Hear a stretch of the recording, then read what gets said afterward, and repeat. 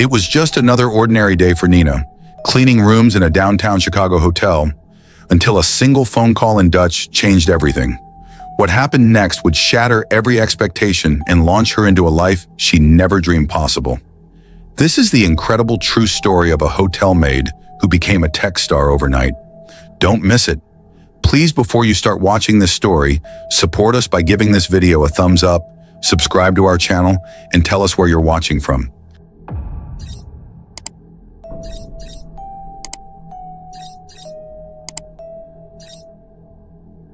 Nina Matthews moved through the 12th floor of the Baymont Grand Hotel with quiet precision. Nestled in the heart of downtown Seattle, the Baymont Grand catered to the city's elite, tech billionaires, foreign dignitaries, and luxury travelers. Nina, dressed in her crisp uniform and white sneakers, pushed her cleaning cart from room to room, barely acknowledged by the guests who passed her by. She didn't mind. In fact, she preferred it that way. Most of the hotel staff knew little about her. They knew she was punctual, rarely took days off, and never got involved in drama. She didn't chat much during breaks, and she often read old dog-eared books during lunch. To them, Nina was just another housekeeper, reliable, neat, and invisible. But Nina carried an entire world inside her. She was fluent in 5 languages: English, Spanish, Dutch, French, and Sri-Lankan. She had once been a top linguistics student at a university in Suriname before life took a sharp turn. When her father passed away unexpectedly, their small translation business collapsed under debt.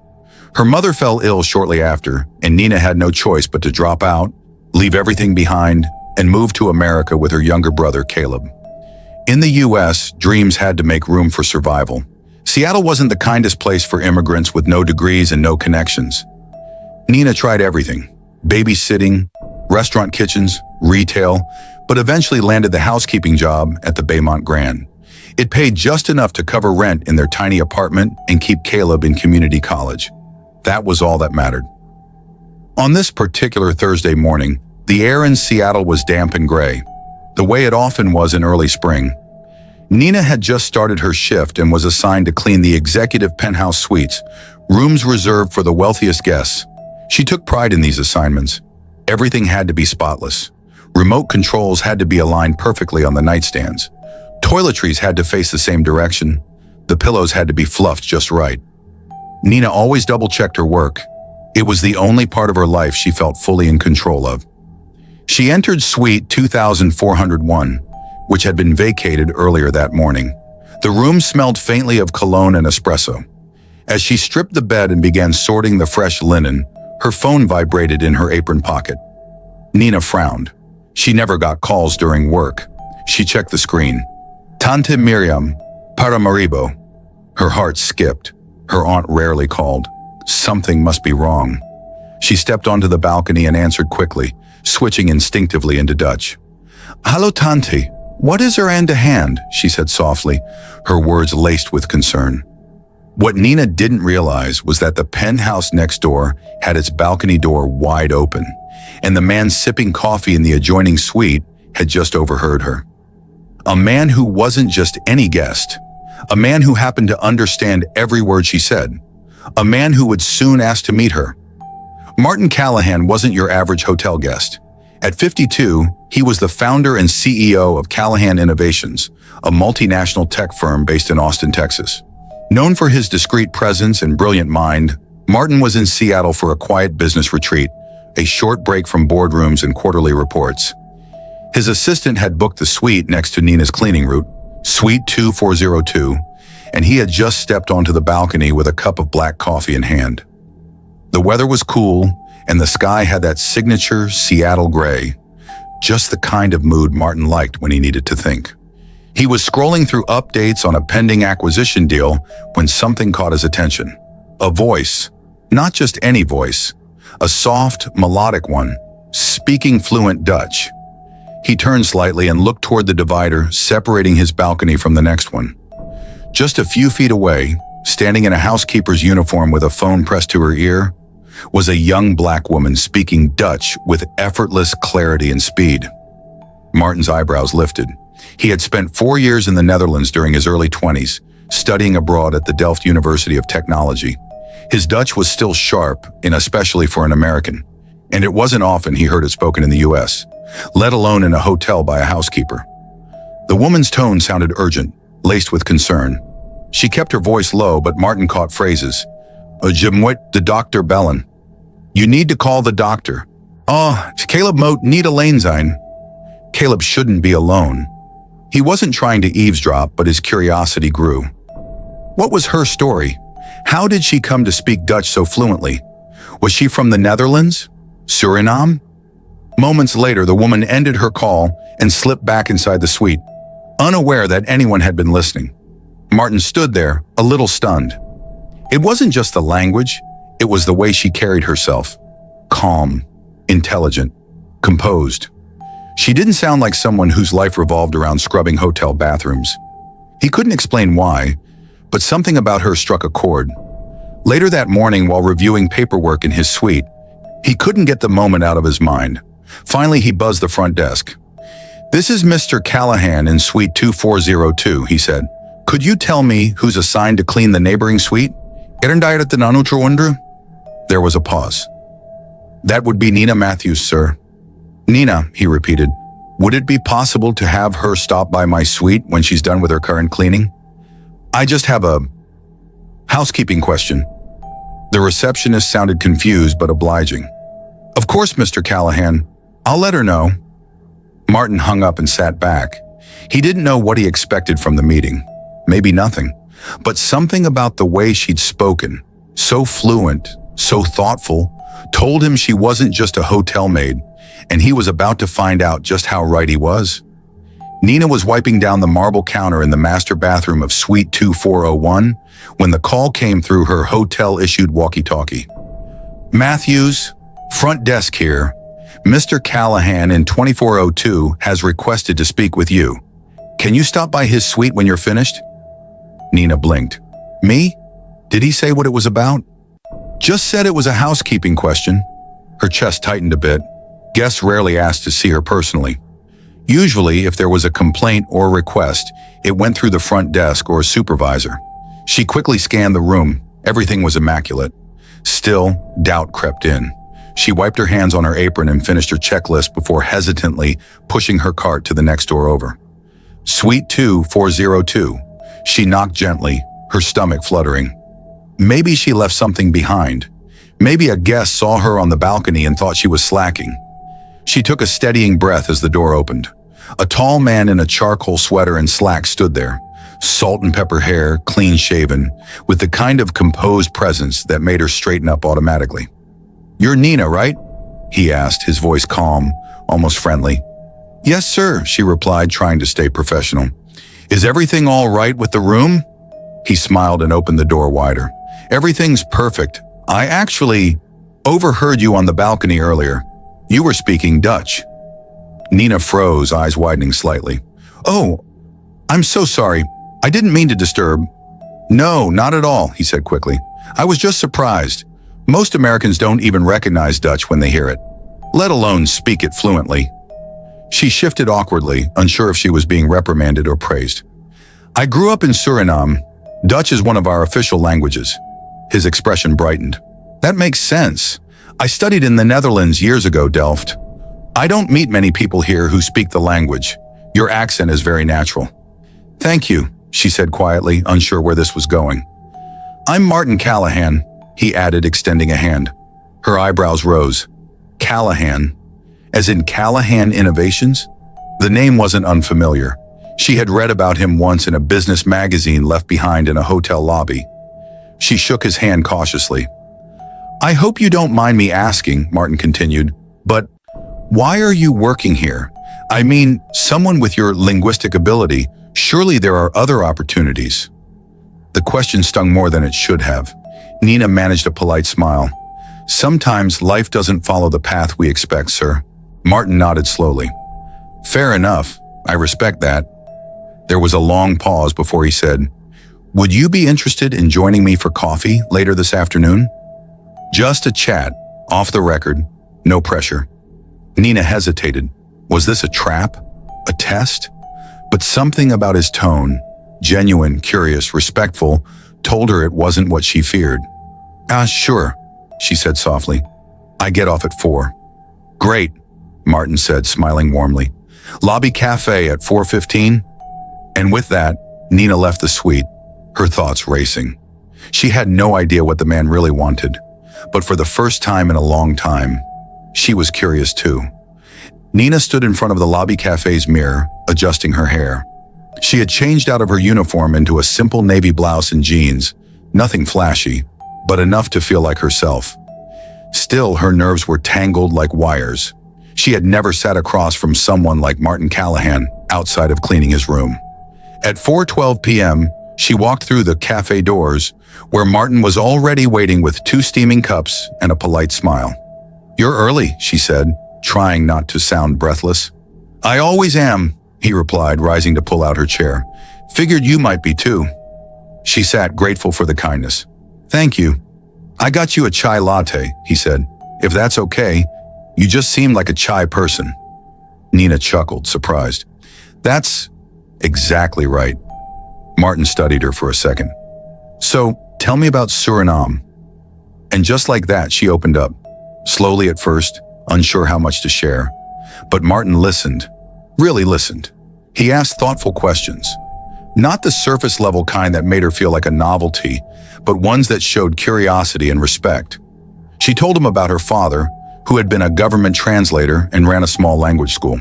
She spoke of her mother, a nurse who fell ill after the family lost their savings. How she dropped out of school to support her younger brother Caleb, who was now studying engineering at a local college. Martin leaned in. So you're a linguist by background? I suppose. I never got my degree, but languages have always made sense to me, Nina replied. They're like music. Once you learn the rhythm, you understand the meaning. Impressive. And yet, here you are, working as a maid. She looked down, stirring her chai. I don't have the luxury of waiting for perfect opportunities. Bills don't care about potential. Martin was quiet for a moment. You know, I built my company off people like you. People with sharp minds who were underestimated, overlooked, or just had to put life on hold. She raised an eyebrow. Is that what this is? A recruitment pitch? He smiled. Not exactly. But it might be the start of something.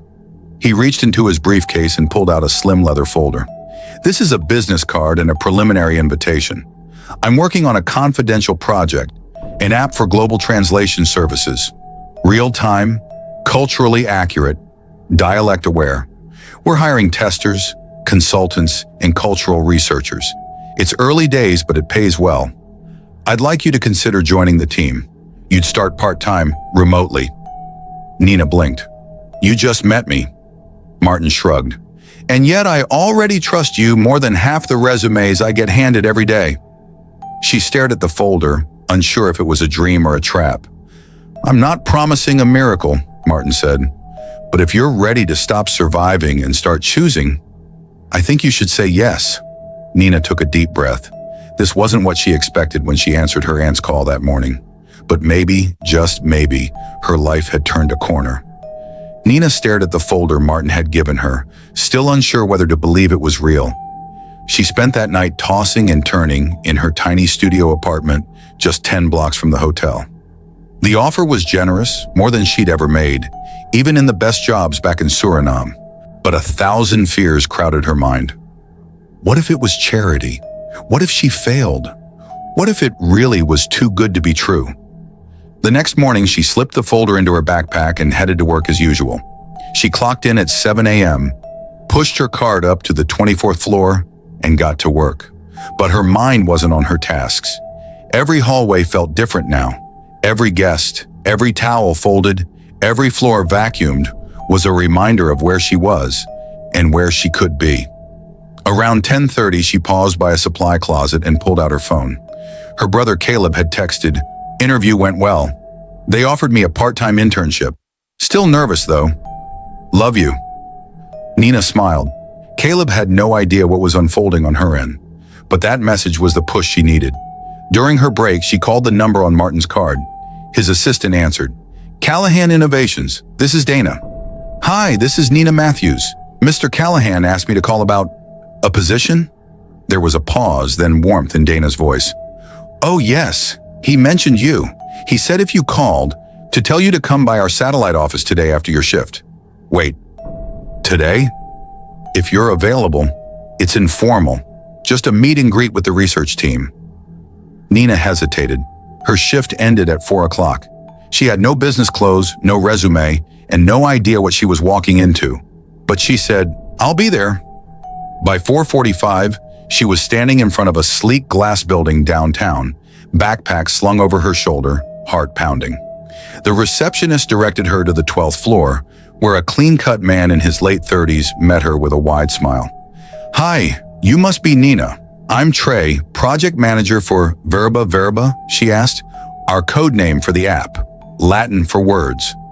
He led her through a series of open office spaces filled with screens, post-it notes in a dozen languages, and the quiet hum of focused minds. It didn't feel corporate, it felt creative, alive. Trey introduced her to the team. They were diverse, young, curious. A woman from Ghana, a man from the Netherlands, a coder from Taiwan. Nina felt the energy shift inside her. After the tour, Martin appeared with his usual calm smile.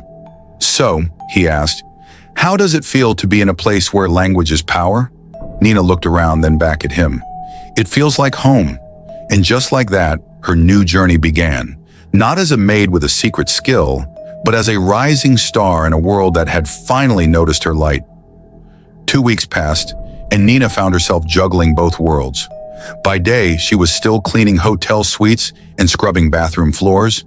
But in the evenings, she was attending online meetings, reviewing language algorithms, and offering real-world insights into dialect, tone, and cultural context for the Verba app.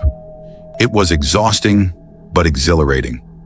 Each day after her shift, she headed straight to Callahan Innovations' downtown office or joined the virtual team from her apartment.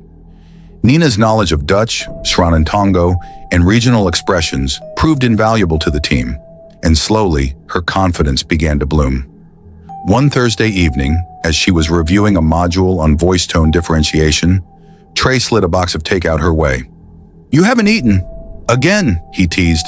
She smiled, grateful. "I keep losing track of time." "That's because you're killing it," he said, scrolling through notes. "Seriously, Martin keeps mentioning you in meetings. The execs are impressed." Nina blushed. "I'm just doing what I know." "You don't realize how rare that is," Trey said. "Most people who walk into this place are trying to look smart. You're just being smart." Nina didn't know what to say to that. Compliments like those were still new to her. Later that night, while walking home, she passed by a row of benches outside the hotel, where two of her housekeeping colleagues, Miss Carla and Jerome, sat sipping from paper coffee cups, chatting in low tones. When they saw her, they waved. "Nina, we missed you at lunch today," Carla said with a teasing grin. "What's got you so busy lately?" Nina hesitated. She hadn't told anyone at work about her new role yet. She wasn't trying to keep it secret. She just wasn't sure they'd believe her. Jerome squinted.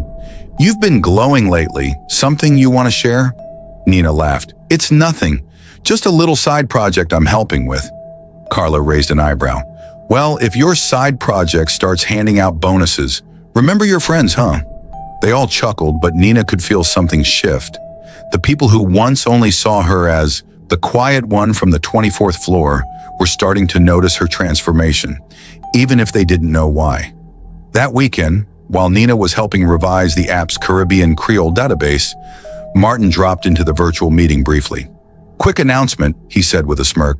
"We're expanding our beta team, and I'm pleased to say Nina Matthews is now officially joining as a cultural lead, part-time, with benefits." The room erupted in applause. Nina stared at her screen in shock. Cultural lead. That night, she called Caleb and told him everything. "You what?" he shouted. "Nina, that's huge." "I know," she whispered, tears welling in her eyes. "It's the first time someone's ever promoted me. Not because they had to, but because they believed in me." From that moment, her secret wasn't just about a new job. It was about becoming the woman she always knew she could be, before life knocked her down. And now, she was rising. 3 months later, the Verba app officially launched in beta. The company held a celebration at a rooftop lounge in downtown Chicago, where investors, tech journalists, and cultural consultants gathered beneath glowing lanterns and a skyline of glass towers. Nina stood near the edge of the rooftop, sipping sparkling water, dressed in a fitted emerald dress she'd borrowed from a friend. She still didn't feel entirely at ease in places like this, but tonight was different. Tonight she wasn't just a guest. She was part of the reason they were all here. Martin Callahan approached her, holding 2 glasses of champagne. "One for the cultural lead," he said, handing her a glass, "and one for the woman who reminded this company that brilliance doesn't always wear a name tag." Nina smiled. "I still can't believe this is real." Martin tilted his head. "Believe it. You've earned every bit of it." As the speeches began, Trey called Nina to the front to share a few words. She hesitated, heart pounding, then stepped forward. The crowd hushed. "I used to think being invisible was my superpower," she began, "that if I stayed quiet, worked hard, and didn't ask for too much, I'd survive. But it turns out being seen, being heard, that's what changed everything." She paused, scanning the crowd. "I was just a maid, or at least that's what the world saw, but I was also a daughter, a linguist, a sister, and a woman with a dream I kept buried under bills and broken English. Until someone asked me a simple question, 'Can we talk?' Laughter rippled gently, and now I'm here. Not because of luck, but because someone believed that background doesn't define potential. I hope Verba becomes more than an app. I hope it becomes a symbol that no voice is too small, no accent too thick, and no past too humble to build something great." Applause erupted. Some stood to clap. Martin beamed. Nina blinked back tears. The next morning, she returned to the hotel one last time, not as an employee, but to say goodbye. She found Carla folding towels in the laundry room. "Carla," she said, holding out a small envelope, "I wanted to thank you for being kind when I needed it." Carla opened the envelope and gasped. A handwritten note and a check for $3,000. "Nina, what?" "I got a signing bonus," Nina smiled. "Thought I'd share it with someone who deserves it just as much." Later that day, Nina walked out of the hotel with her head high. She didn't need to look back. From overlooked hotel maid to leading voice in one of the most innovative tech projects of the year, her story had changed, and she'd helped write every word of it. As she stepped into the elevator at her new office, Trey nudged her playfully. "Next stop, executive floor?" Nina grinned. "No," she said. "Next stop, wherever I want to go." Nina's journey proves that brilliance can be found in the most unexpected places. Sometimes scrubbing floors, sometimes answering a call in a foreign tongue. All it takes is one moment, one opportunity, and someone willing to see beyond the surface. From hotel maid to tech innovator, her story is a powerful reminder. Your value isn't defined by your title, but by your courage to rise when no one's watching. If you were inspired by Nina's transformation, don't forget to like this video, share it with someone who needs encouragement, and subscribe for more uplifting stories like this. Thanks for watching our stories, where every voice matters.